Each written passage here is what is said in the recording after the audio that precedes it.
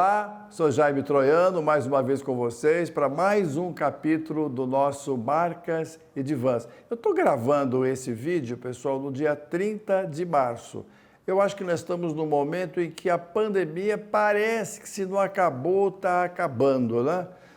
Eu acho que de alguma forma, portanto, esse é um vídeo um pouco até comemorativo, né? Será que acabou?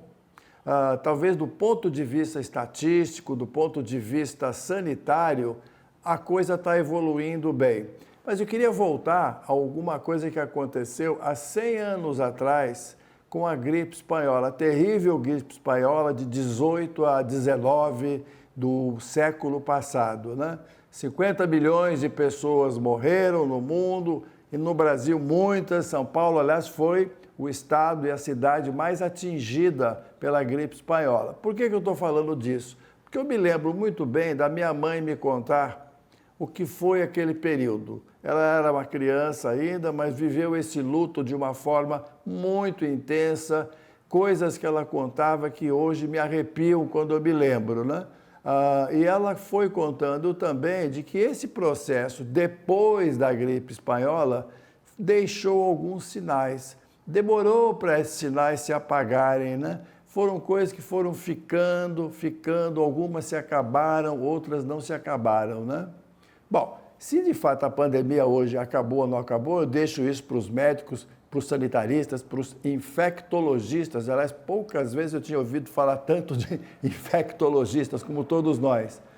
Mas eu quero usar essa mesma lente da pandemia de que nós estamos falando agora para tratar de um outro ponto, que é o seguinte: pessoal, acho que nós todos estamos de parabéns em certo sentido.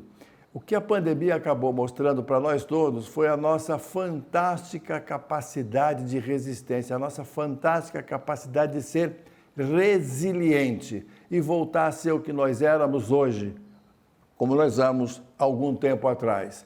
E para isso eu me lembro muito de um poema maravilhoso do grande poeta brasileiro que foi falecido em 2016, Ferreira Goulart, né? Um maranhense, brigador, lutador, sofreu muito com a própria ditadura, enfim, foi um grande profissional, poeta, pensador brasileiro. E tem um poema dele que eu acho que faz todo sentido para o mundo que nós estamos vivendo hoje, para essa retomada da vida. O poema chama-se A Vida Bate.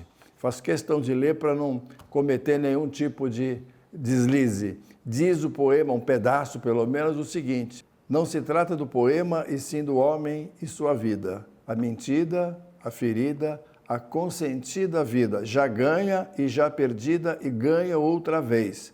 Não se trata do poema e sim da fome de vida. Pensem que nós estamos vivendo hoje, se não é isso mesmo, pessoal. Mas segue o poema dizendo: dentro do coração eu sei, a vida bate, subterraneamente a vida bate.